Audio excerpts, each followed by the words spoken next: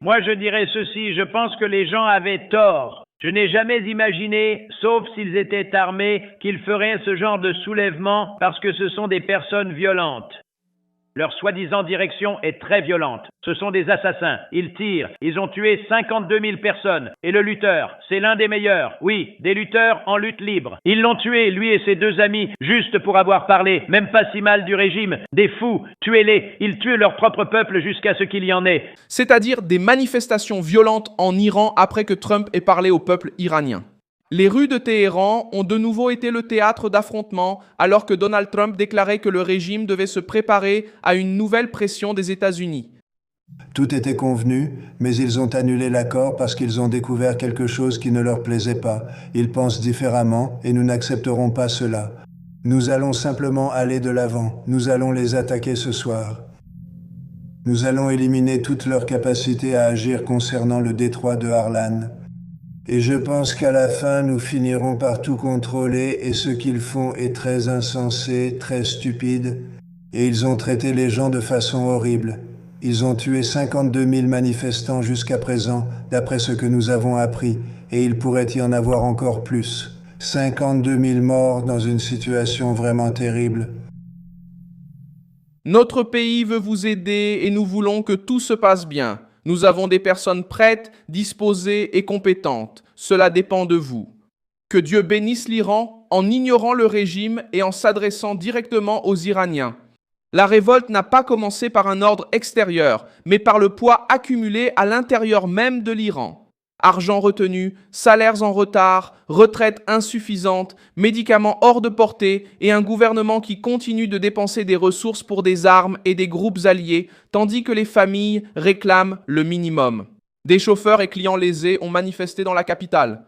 Des patients ont dénoncé la hausse brutale du prix des médicaments. Des infirmiers se sont réunis à Shiraz et Yazd.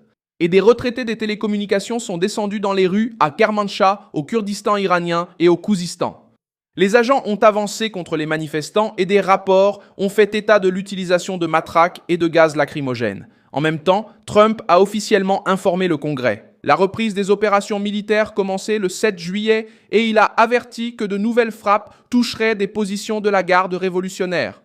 Le régime tente maintenant de contenir la pression militaire de l'extérieur et la révolte sociale de l'intérieur, ce qui a fait que tant d'Iraniens n'ont plus peur. Parce que le gouvernement n'arrive même pas à payer ni à protéger sa propre population. Comment Téhéran va-t-il tenir les rues alors que les États-Unis resserrent l'étau? Je vais tout vous expliquer tout de suite, si vous aimez ce genre de contenu, direct et sans détour. Abonnez-vous, il y a des vidéos comme celle-ci chaque jour. Le point de tension maximal a eu lieu à Téhéran, où des centaines de chauffeurs et de clients liés aux entreprises Hayam, Ilial et Montaz se sont réunis pour le deuxième jour consécutif. Ils accusent les compagnies de retenir les sommes payées et d'annuler des affaires liées à l'achat de véhicules et de camions. La contestation a d'abord été d'ordre économique. Mais elle a pris une dimension politique lorsque les forces de sécurité sont intervenues pour disperser le groupe. Des vidéos diffusées sur les réseaux sociaux montrent des bousculades, de la panique et des manifestants criant contre la répression. Et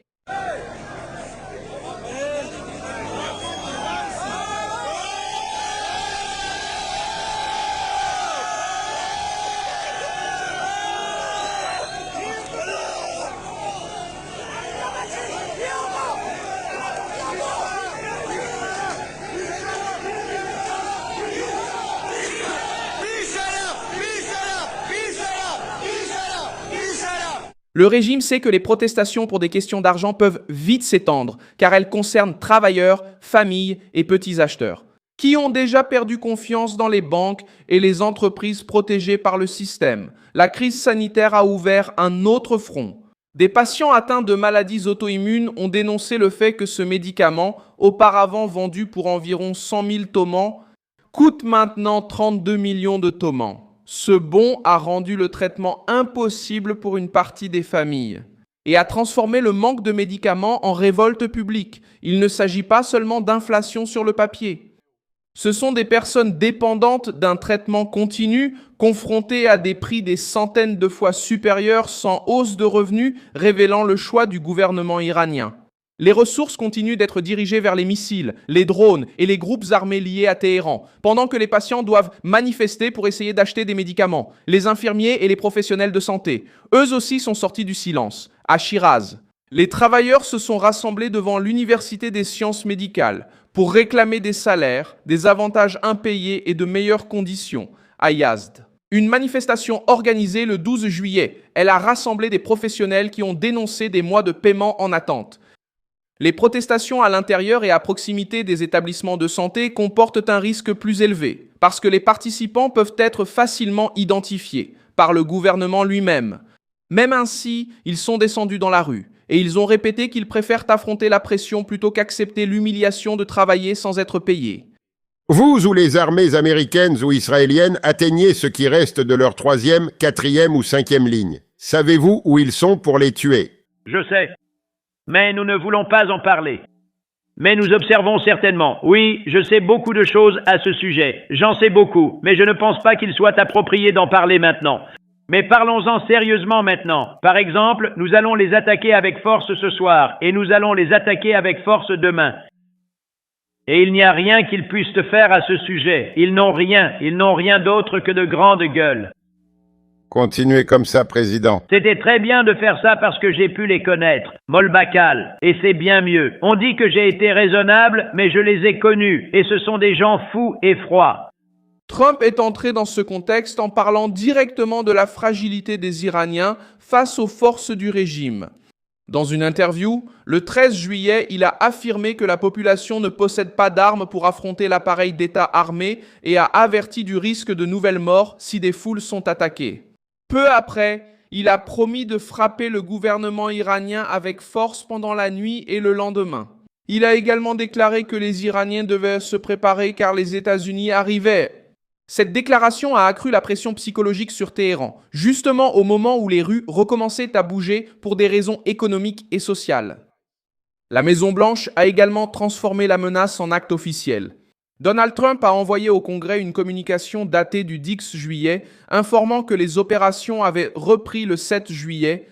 Selon la communication, la nouvelle phase a commencé après que le gouvernement iranien a violé le mémorandum signé le 17 juin et a recommencé à attaquer des navires commerciaux dans le détroit d'Ormuz.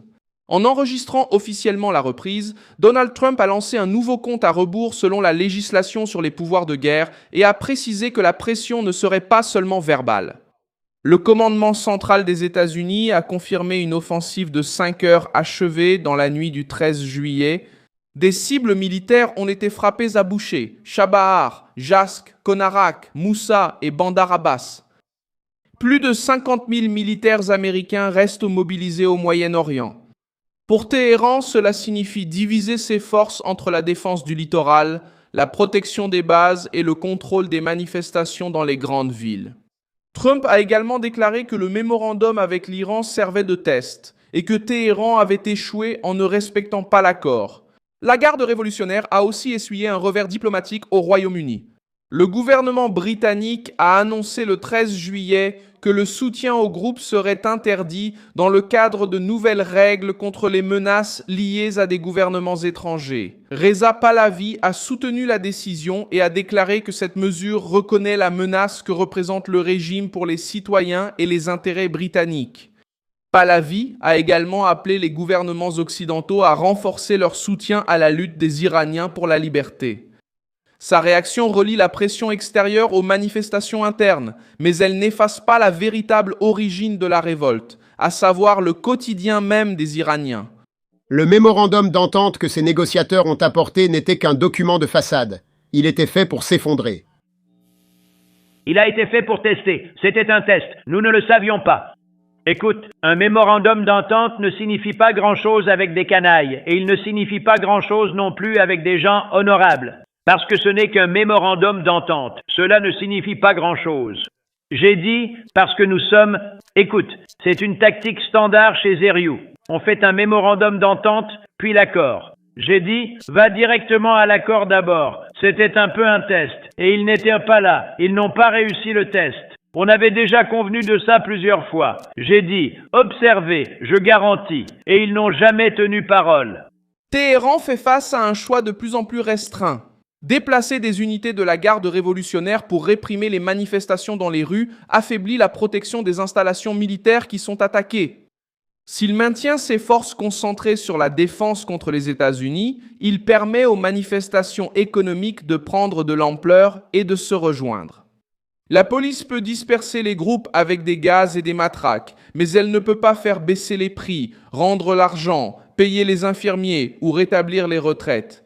C'est là que le gouvernement iranien montre sa plus grande faiblesse. Il doit maintenant répondre à une population qui réclame de la nourriture, un salaire, des soins et de la dignité. Le régime exige des sacrifices à ceux qui vivent en Iran, tout en préservant son pouvoir. Merci beaucoup d'avoir regardé cette vidéo jusqu'à la fin. Soutenez notre projet et contribuez financièrement via la clé Pix qui s'affiche à l'écran. Nous sommes une chaîne indépendante, attachée à vous informer au plus près de la vérité. Votre contribution nous aide à tenir bon. Merci.